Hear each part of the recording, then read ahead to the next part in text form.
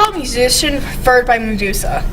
A rock star. Now I think that was pretty bad. I see you, Brayden. So let's make this a little bit more understandable. I'm going to do this in sections. First of all, how was it laid out?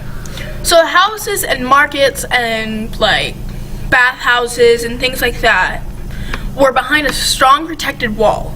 Then around the palace or whatever political thing they used was behind another strong wall to protect it more from invaders.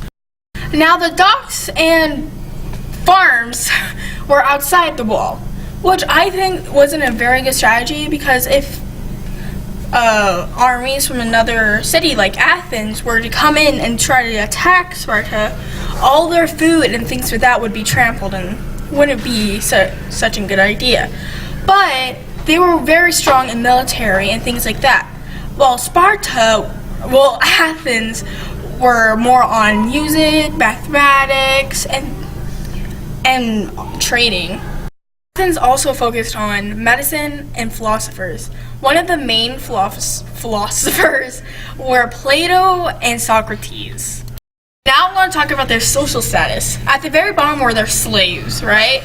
They were people that they caught from either on the battlefield, which they usually killed people, but either from the battlefield or other cities they have conquered.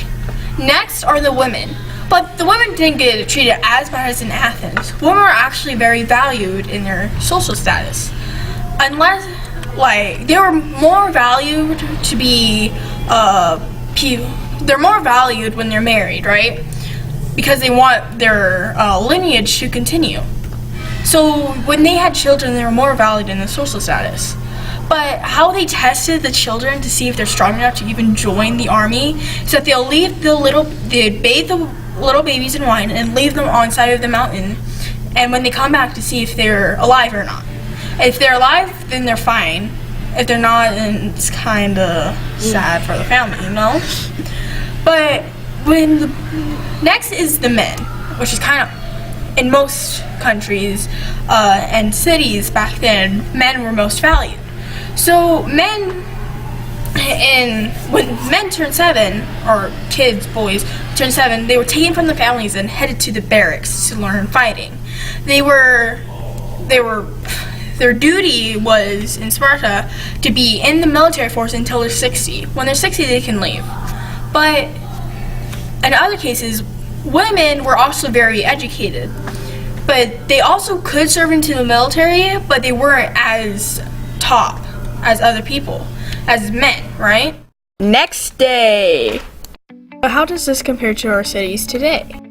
Well, first off, they each had their source of protection. Like, the Spartans had guards walking around. Today we have police officers walking around. Like how they had markets back then, we have grocery stores today.